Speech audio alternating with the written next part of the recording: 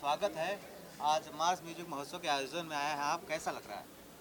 सर्वप्रथम सभी भोजपुरी दर्शक श्रोता बंधुओं को प्रणाम करता हूं और इस बाबा गोरखनाथ की धरती पे सर्वप्रथम मार्स म्यूजिक महोत्सव जो हो रहा है, इसमें हम उसी लाइन से जुड़े हैं, हमारे लोग उसी लाइन से जुड़े हैं, वही हमारी लाइफ है, वही हमारी ज़िंदगी है। और आज हम गोरखपुर में आए हैं, बहुत अच्छा लग रहा है क्योंकि हम अपनी विधा को लेकर आए हैं और हम अपनी विधा में कुछ सीखने के लिए आए हैं, कुछ बताने के लिए आए हैं और कुछ सीखने के लिए आए हैं। तो मार्स म्यूजिक महोत्सव में ये जो क्रांतिकारी कदम हमारे छोटे भाई बिक्की यादव ने उठाया है कि हमारी भोजपुरी में फैलती हुई अश्लीलता, फुहड़ता और इसमें जितनी भी विकृति हैं, इसको दूर करने के लिए जो हम प्रयास करेंगे, अपने भाइयों को सम्मानित करेंगे। सम्मान एक प्रकार से आगे बढ़ने की एक एनर्जी है, क्योंकि आदमी जब कोई कार्य करता है उसको शाबाशी मिलती है, उसके फलस्वरूप अगर पब्लिक का प्यार मिलता है तो आगे बढ़ता है। इसलिए मैं ये चाहूँगा कि मार्स महोत्सव में ज़्यादा से ज़्यादा हर साल हो और हर साल सभी लोग सहयोग करें, गायक से लेकर के पब्लिक से लेकर के सभी लोग। भोजपुरी फिल्म इंडस्ट्री में तमाम अवार्ड होते रहे हैं, लेकिन इसके पहले के जो भी अवार्ड हुए हैं वो फिल्मी अवार्ड हुए हैं। और इस बार जो गोरखपुर में महोत्सव हो रहा है, कहीं ना कहीं एल्बम के कलाकारों को एक बेहतर मंच मिल रहा है, उनको प्रोत्साहित किया जा रहा है। तो इसको किस नज़रिए से देखते हैं? ये बहुत बड़ा कदम है, इसलिए कि हम अगर जब तक अपने बच्चों को, आने वाली पीढ़ी को, अपने एल्बम के कलाकारों को प्रोत्साहित नहीं करेंगे, फिल्म में कोई भी पहुंचता है तो इसी सीढ़ी से होके पहुंचता है।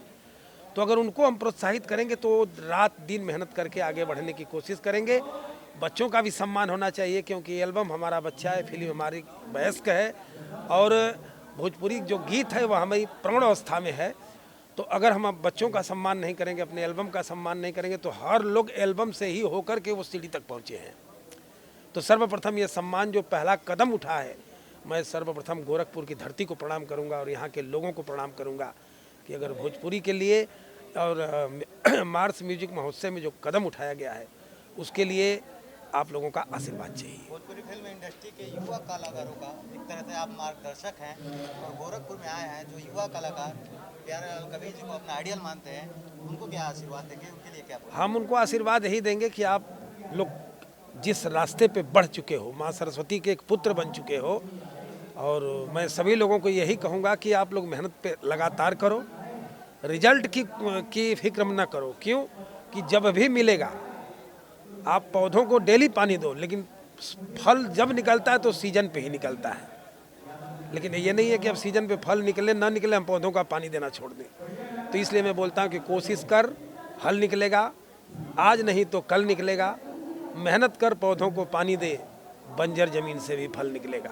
आप भोजपुरी के प्रेरणा स्रोत गीतकारों में से एक हैं, लेकिन जब भोजपुरी का नाम आता है तो गीत पर अक्सर विवाद होता है, इसको किस नज़रिए से देखते हैं?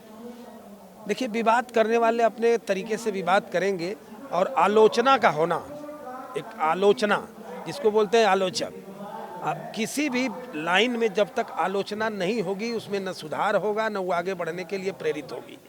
तो आलोचना का भी होना बहुत ज़रूरी है। क्यों कि अगर मेरी आलोचना होगी, हमारे गीतों की आलोचना होगी, तो हम उससे सीखेंगे कि हाँ वाकई हमको समाज में क्या देना चाहिए। कबीर जी, अपने अंदाज में 2 लाइन हमारे दर्शकों के लिए।